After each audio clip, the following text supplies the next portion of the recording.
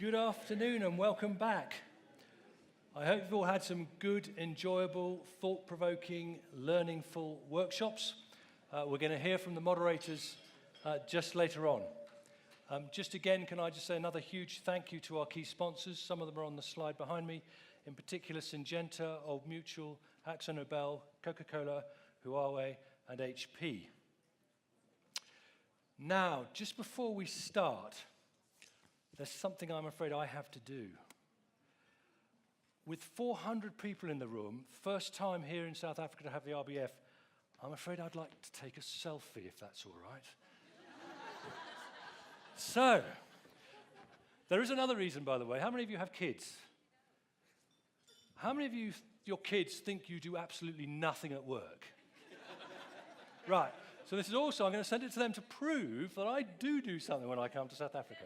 Right, so back in Britain, when we take a photograph, we say cheese, okay? It makes us smile. So what I'd like you to do is say SDGs, okay? All right, are we ready? Oh, there's a light in my way. Okay, 1, 2, 3, SD. I think we better do one for luck. 1, 2, 3, SD. Perfect. Thank you. Right.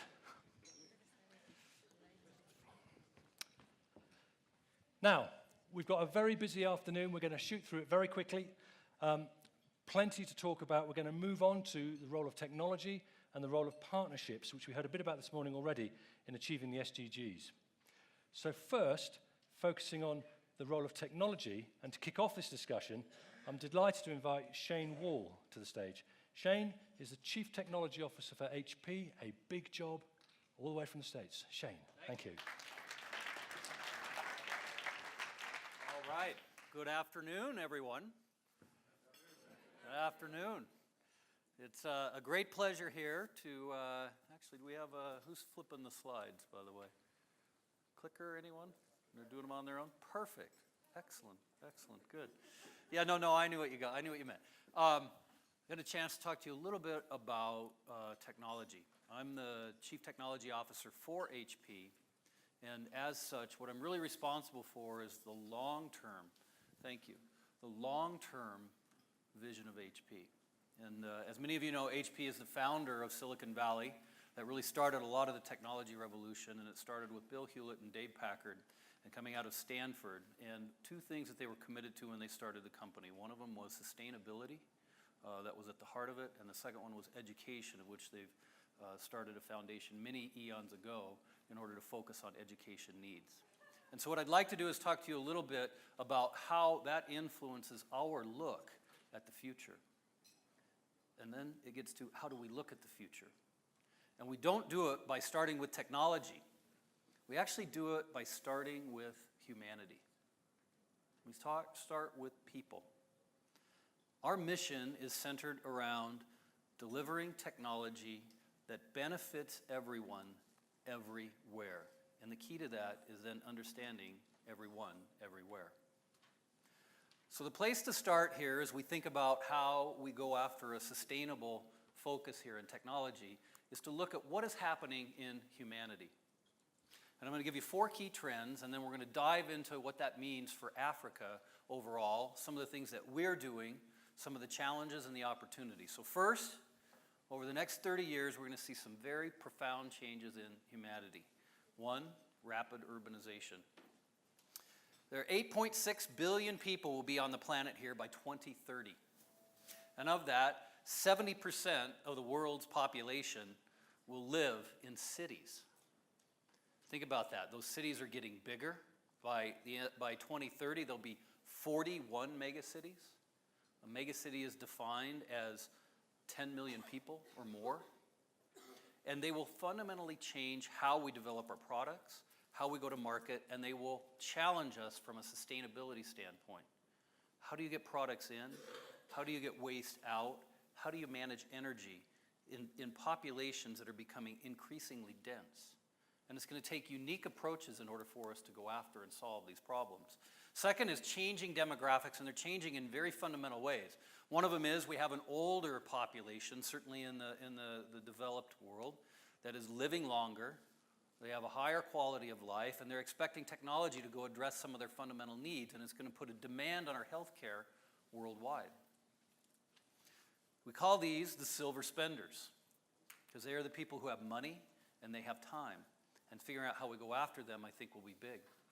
The second thing here is a whole new generation coming in, a generation of new young people of what we love to call Gen Z, right, or the Generation. They look at life differently, they approach problems differently, and they're going to come in and have a different focus than what we've had to date. Third is what we call hyper-globalization. I call it globalization because it's both the expectation that things will be global and yet local.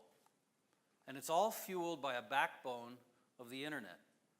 And the internet connects us, and it allows things to move at speeds that were unheralded, that we couldn't have done before. And it allows startups to flourish, where you have over 143,000 startups in the developing world that will start because of the internet as created today. And they'll all be fueled by mobile in an increasingly common way.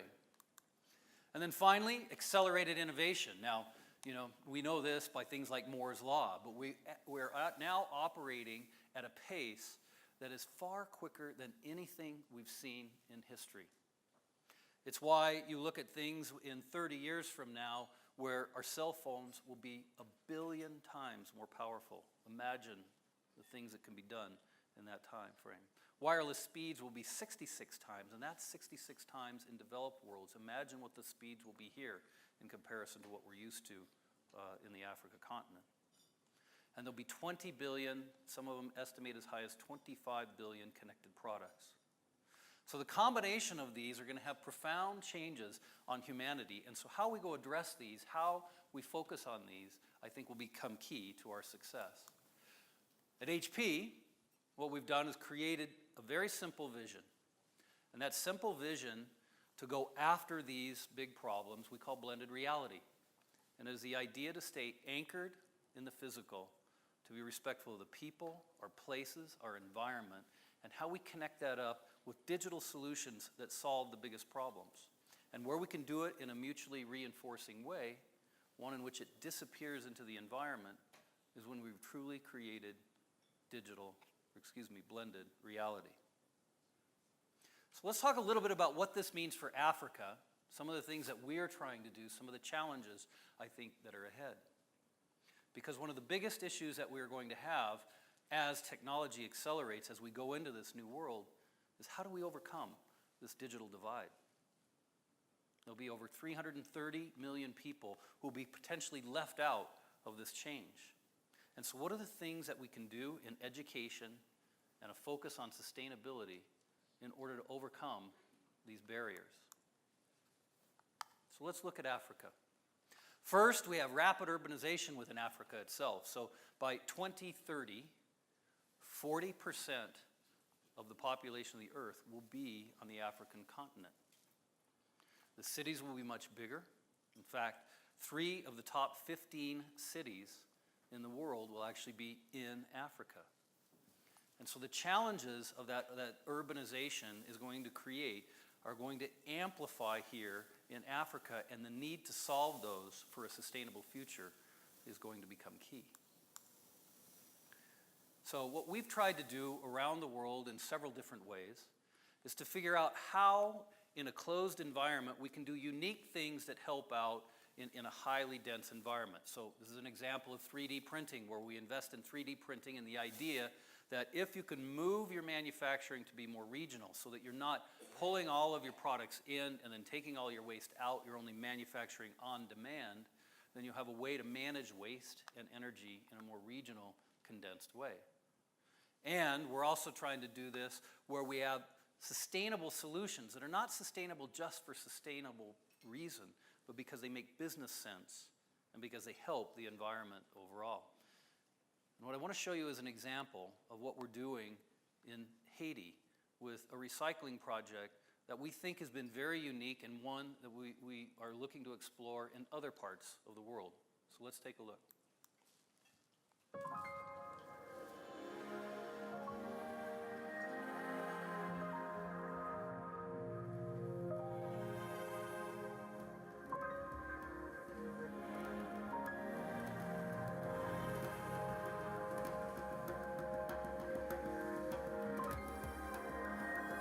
Après 12 janvier, nous venons vivre en battante. Je ne sais pas personne, c'est moi qui a boumé pour moi, c'est à prendre un bail pour arriver plus devant.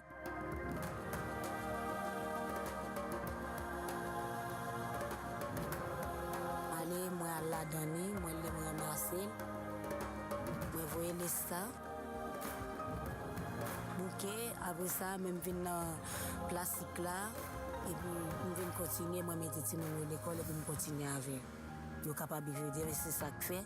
Moi, intéressé.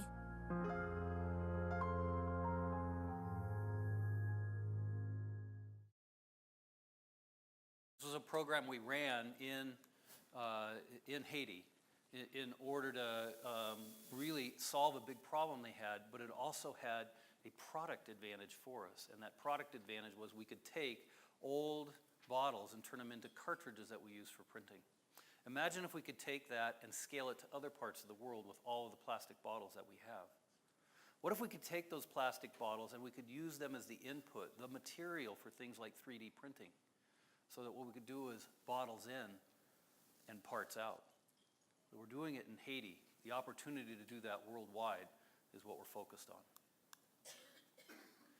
Second, changing demographics here in Africa, and these are pretty substantial.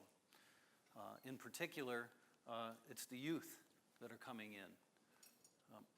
By the 2030 time frame, there will have more kids under the age of 10 in Africa than the entire population of the United States. In addition, they will have the largest workforce population in Africa. Workforce age population will be in Africa. And the question is, what are we going to do to give them to work? What are we going to do for work for them? And how can we do it in a sustainable way? And so this focus here becomes something we think is critical for us to go after. And in order to do that, we think key to it becomes education. And how do we develop education, and how do we develop that in a way that is sustainable, that they have the right education to go after the jobs of the future? You know that in the 2030 time frame, it is estimated that there will be a shortage of 6 million teacher jobs in primary schools in the African continent alone. Now that's not a gap that's going to be able to be filled in the short term. It's something that we need to do in a very disruptive way. So we need to look at online capabilities. We need to look at new ways in which we can go after this that haven't been done before and tried out. I spent the week, earlier part of this week, in TED Global in Arusha, and the big focus was on education and alternative disruptive ways for education. And you see a lot of different companies doing this, from a GE to a Microsoft. And one of the things that we've been doing, and you'll see a couple examples coming up, but one example here has been in education itself, where what we've done in India is we've taken these, what we call World on Wheels, which are essentially very large vans that contain a bunch of learning things on IT, on entrepreneurship, on computing. And we've taken those, and we have 48 of them, and we run them into the villages in India. And we work to expose the villages in India to new education ways, new ways of getting them exposure to things that they wouldn't have seen before. The goal here is to be able to reach 15 million children in 6,000 villages around India. And if it works here, looking for opportunities to expand it in other areas like Africa, we think is an important opportunity. Third is hyperglobalization in Africa itself. Today we're living in a world that is increasingly connected. And I know one of the big things we fear on the African continent is the connectivity that we don't have and the speed that potentially is challenging. But there are unique things about the African continent, in particular that 93% of the people have mobile phone, and they've used mobile phone as the connection. It becomes the thing that actually connects you to the rest of the world. Now that, you can kind of go, well, I only have a mobile phone, and it may not be as good as a mobile phone as, others, but the penetration in Africa is incredible. And we'll see in a second, what they're doing with it creates unique opportunities here as well. So one of the things that we're trying to do is then take some of these solutions or take some of these novel approaches and figure out how we can use hyperconnectivity, how we can use the internet as a backbone in order to go deliver unique solutions and solve the problem of a shortage of 6 million teachers. One way we've been doing that is through a program we call HP Life. This was started with the HP Foundation, focused on education. And what they've done is create a set of programs that have IT, that have programs and training around technology, all of them online, all of them free. And then what we've done is created centers and approach. This is an example from in Tunisia, where what we're doing is providing that and making it free for access. We've created now over 1,000 jobs and now provided free training to over 12,000 students.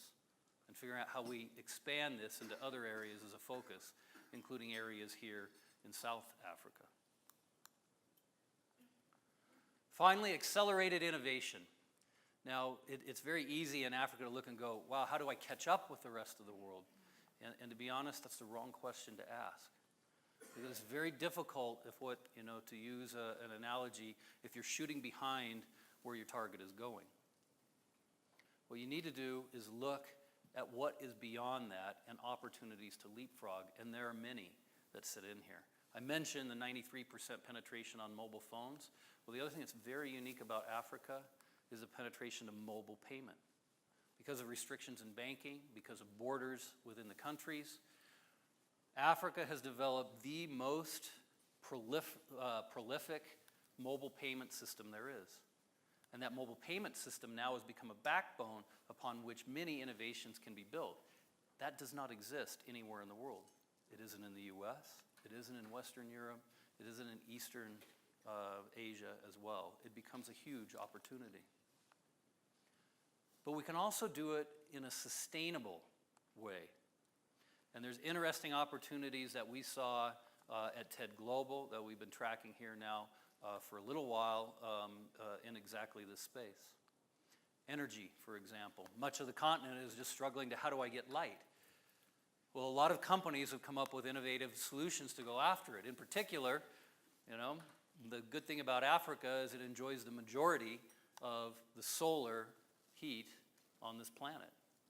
And harnessing that for very low cost, simple solutions for solar energy to light bulbs, to boil pots, has become really interesting, a number of startups and companies that are doing it. Now that may sound simple and you think, how does that scale? The issue is, as you develop those, you get more expertise and you suddenly become the expert upon which you can take that into other parts of the world where it isn't happening. The other one that's very unique in Africa is the use of drones. For the long time in the mature markets, we've talked about using drones for delivery. And for the most part, it's been just that, talk. Several restrictions within the Federal Aviation Administration in the US have prevented that from actually becoming a reality. Same restrictions happen in Western Europe. But in Africa, it's freedom, it's open. And so companies, in Rwanda, for example, have developed an entire complex of delivery of goods via drones. The company itself, in this case, focuses on critical delivery of blood, platelets, plasma to rural areas that need things urgently, that don't have infrastructure and don't have the ability to store it over a period of time. And so what they've done is developed a drone port that sits in central Rwanda, and from there they can serve multiple ports. So when you need to do a delivery of blood, they take a drone, it's on a little ramp, think of a catapult, and it's probably about 1.5 meters long, 1.5 meters wide. The drone looks like a small airplane. They launch it with a catapult, and at 190 kilometers an hour, it flies to its destination anywhere in the country. It opens up a chute on the back, out comes the blood, the platelets, a parachute opens, and it delivers it to that location. The drone returns, and they can retrieve it back at the drone port itself. Now, that's not a trial. That's a real deployment and a real company that is doing that. And they've become the infrastructure in Rwanda, and this week they just announced expansion to Kenya. So it's these sorts of things where you have a unique environment, you have a unique opportunity, you can try things in a different way. You do things new.